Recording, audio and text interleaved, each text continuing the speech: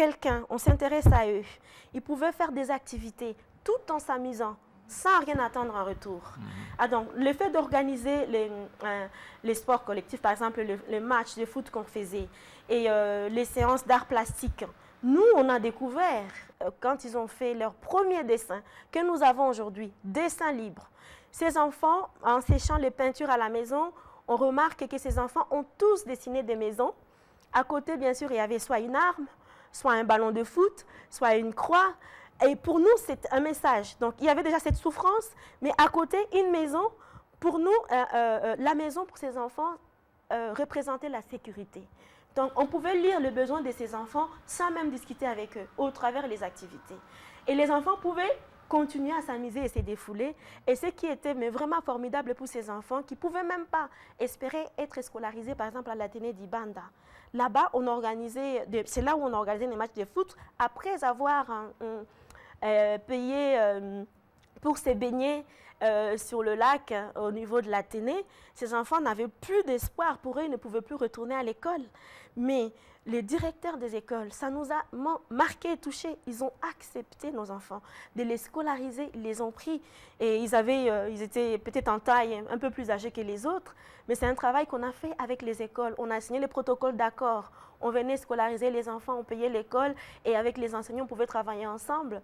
Et ce qui nous a vraiment encouragés, c'est qu'après cela, les enfants travaillaient très bien à l'école. Ils avaient des très bons résultats à l'école. Voilà. Les enfants avaient des très bons résultats. Il faut dire aussi que Kinshasa, pour ne pas citer les autres provinces de la République démocratique du Congo, confrontent également à cette même réalité, notamment enfants dans nos rues.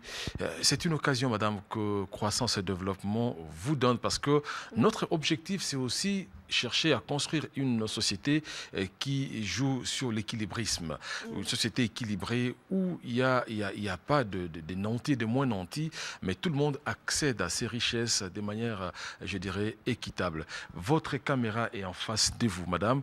C'est une façon de vous adresser à vos compatriotes pour que nous tous, nous puissions avoir cet élan de cœur pour pouvoir approcher ces enfants qui souffrent, parce que ce sont des Congolais, ce sont les enfants-là qui vont prendre la relève de cette nation. Alors moi, la première chose que je peux dire, c'est qu'on ne puisse pas donner les surnoms à ces enfants.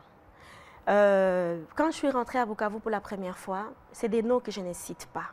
Le fait de donner des surnoms qui sont des enfants tels ou tels, voilà, ça, je n'ose pas le dire. Et à Bukavu, c'est un autre nom.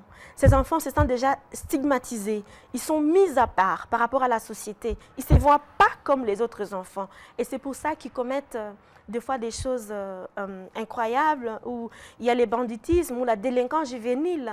Moi, j'ai vu sur plusieurs années, par exemple à Bukavu, quand j'ai rencontré les enfants, il n'y avait pas autant de violence ou de délinquance qu'aujourd'hui. Plus on les stigmatise, plus on les surnomme, plus on les nomme, plus ils se sentent mis à l'écart de la société et ils ont envie de faire des bêtises pour montrer à la société qu'ils existent, qu'ils sont là. Il faut déjà qu'on se rapproche d'eux. C'est vrai que pour nous, c'est l'éducation populaire qui a été la clé pour les gagner. Le fait de venir avec un ballon de foot. Je vois mon fils de 10 ans, il est venu avec ses 4 plots en 2004, David. Il a joué au foot pendant 1 mois avec ses enfants. Mais quand il voyait les autres enfants du quartier, il était méprisé. Bon, on les surnommait, mais toi tu joues avec, mais pourquoi tu joues? Il s'est baigné avec ses enfants. Et il n'y a rien qui... Et alors, les enfants, tout de suite après, ils ont vu qu'ils étaient aussi comme les autres enfants. Et on les a mis en confiance. Donc, il faut qu'on arrête de stigmatiser les enfants de la rue. Qu'on les voit d'abord comme tous les enfants et qu'on leur offre une chance de pouvoir exprimer leurs besoins par les activités, par exemple. Voilà. Mais aussi, n'est-ce pas, comme le disent certains, c'est une crise, je dirais, la société a failli à ses missions. Voilà pourquoi nous trouvons un nombre important d'enfants dans nos rues. Peut-être vous, en tant que, je dirais, spécialiste sur cette question, n'est-ce pas, des enfants, vous pouvez avoir une solution pour cela, pour éviter au fait que la société, n'est-ce pas, au bout du temps, il y a une période donnée, puisse retomber sur la même situation. Je ne peux pas dire que je suis spécialiste pour ces enfants. Et je pense que ces enfants n'ont pas besoin d'une spécialiste ou des spécialités. Ce que je dis toujours, la clé de réussite, c'est juste un peu d'amour et beaucoup de volonté. N'importe qui peut le faire. ne suffit pas d'avoir des études ou avoir beaucoup d'argent pour faire ou pour aider ou gagner un enfant. C'est seulement l'aimer déjà tel qu'il est et beaucoup de volonté à vouloir réussir. Quand nous avions récupéré les enfants, les mêmes enfants, on les retrouvait après avoir mis ces enfants dans la maison. Des fois, ils prennent le sac des haricots qu'on a acheté, on les retrouve encore, ils sont en train de sauter de l'autre côté, ils veulent aller vendre ça. C'était très difficile. Et ce travail, je ne l'ai pas reçu de moi-même. Il y a une équipe qui a travaillé avec moi. Cette équipe n'a jamais fait des formations, l'éducation populaire. C'est pour ça que j'ai dit beaucoup d'amour, un peu d'amour et beaucoup de volonté. Voilà, un peu d'amour, beaucoup de volonté. Nous allons poursuivre, mesdames, messieurs, avec cette émission. Vous savez, nous avons l'habitude de parler économie, parler développement, avec bien sûr ces différents revers. Et aujourd'hui, c'est une question qui nous préoccupe parce que le développement, vous savez, c'est une question multidimensionnelle qui traite à la fois les questions judiciaires, les questions, je dirais, économiques, les questions sociales, toutes les questions de la vie.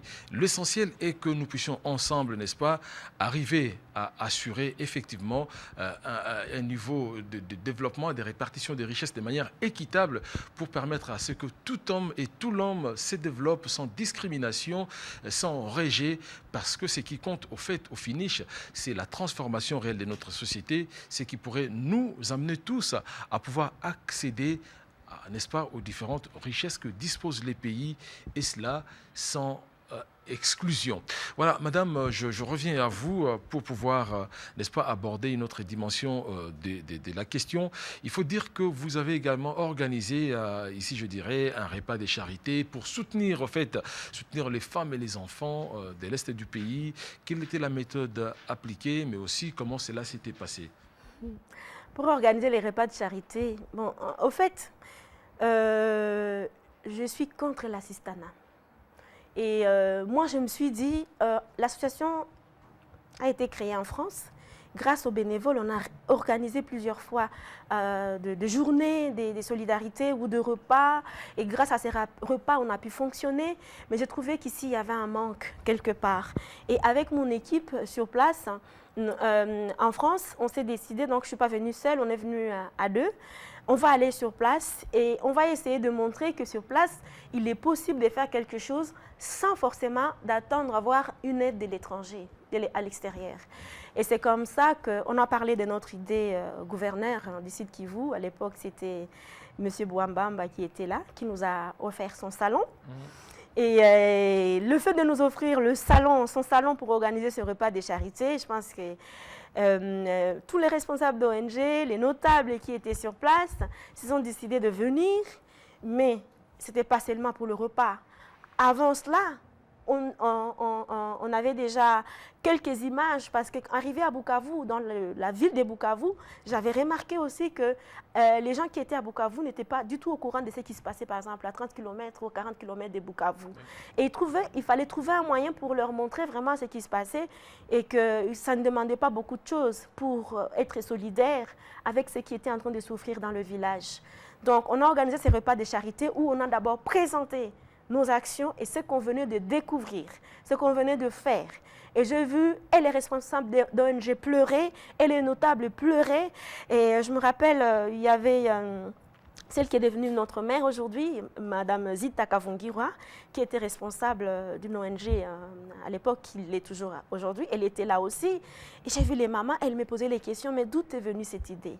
Alors, grâce à ces repas de charité, il y a eu des mamans commerçantes qui ont décidé de donner des pagnes, des commerçants des tôles pour notre école à Ikoma, d'autres ont donné des dons, leur soutien, et de tout genre.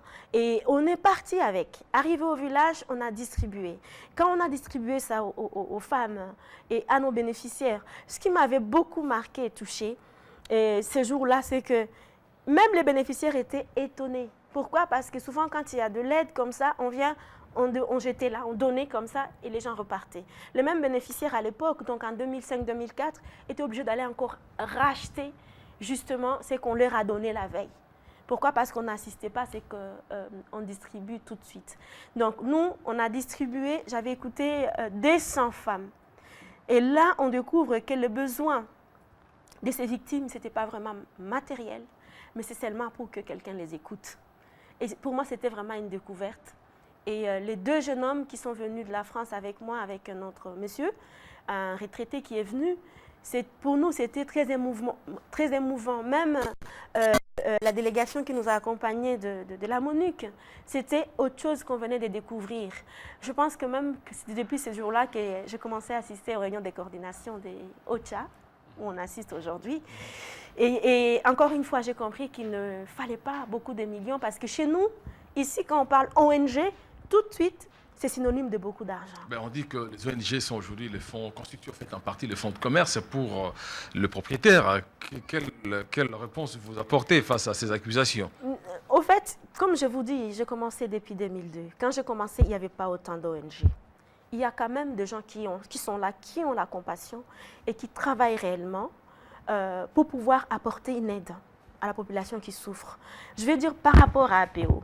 Je dis toujours, même dans l'historique, je fais ce que je fais parce qu'étant orpheline des mamans, je pensais que j'avais vraiment souffert, mais non, je n'ai jamais connu la guerre.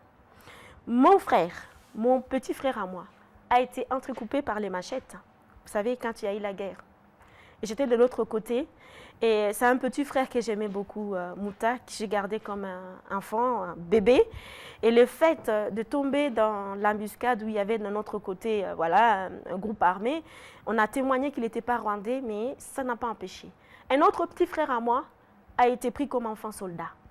Alors, tout cela m'a motivée. J'ai dit, je ne voudrais pas que ça arrive à d'autres enfants. Il faut faire quelque chose pour voir si on peut même sauver quelques enfants. Et je me rappelle, dans notre commune, on avait fait un article sur le travail que je faisais. Et je disais, je fais ça pour qu'un jour, si mon petit frère qui est parti comme un enfant soldat, quelqu'un le trouve, puisse faire la même chose. C'est ce qui s'est passé 9 ans après. Mon petit frère est venu à la maison, démobilisé. Et il est toujours là avec sa femme et ses enfants. J'en ai perdu un. Mais le fait de faire ce que je faisais, il y avait aussi d'autres personnes qui pouvaient faire quelque chose pour mon petit frère. Alors, quel sens ou quelle image vous donnez à l'enfant? Pour vous, l'enfant, c'est qui? Et aussi la femme, quel sens vous donnez à l'enfant? Quelle signification à l'enfant? Quelle signification pour la femme? Quelle signification pour l'enfant? Je ne sais pas si je peux donner une signification à la femme ou à l'enfant. Il représente quoi pour vous? On ne peut pas parler de la femme sans que l'enfant soit impliqué directement. Bon, souvent, moi, j'utilise l'image pour vous décrire c'est quoi une femme africaine pour moi. J'ai une photo avec une femme avec plusieurs bras. Le rôle de la femme africaine. Donc, on va voir parmi les bras que la femme, on appelle la femme Shiva, il y a un bras sur le mari, l'autre sur le beau-parent, l'autre bras avec une machette pour aller couper les bois, l'autre bras avec un mortier qui est en train de piler pour faire à manger pour les enfants, un enfant au dos, l'autre bras sur les enfants, l'autre en train de sécher. Pour moi, une femme, c'est le moteur pour faire tourner en fait cette machine qui est la famille. Sans cette femme dans la famille, le moteur ne peut pas tourner. Et pour moi, l'enfant, c'est l'avenir de demain. Donc, les deux sont liés. Quand une femme est épanouie, c'est une famille qui est épanouie, c'est une société, c'est une nation qui est épanouie. Et on ne peut pas parler de développement d'ailleurs sans que forcément la femme soit touchée et soit actrice justement de ces développements. Pour réussir, on nous parle beaucoup plus des OM2. Moi, je défends le deuxième objectif du millénaire. Le développement. Voilà. Ouais, c'est quoi le deuxième objectif? C'est l'éducation primaire pour tous. Donc, savoir lire et écrire, c'est très important. Et on sait qu'aujourd'hui en Afrique, par exemple pour la jeune fille, souvent dans les pays africains, il y a des endroits où on privilégie